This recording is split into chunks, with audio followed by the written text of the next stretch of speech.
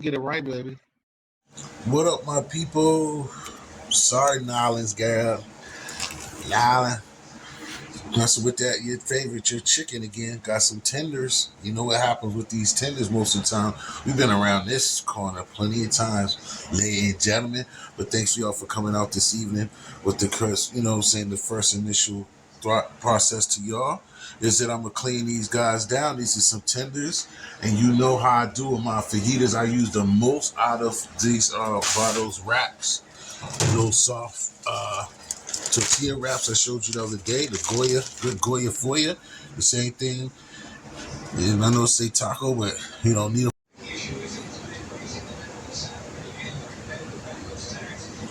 So this is what we're looking like, guys, ladies and gentlemen. What we will do is we'll show you once I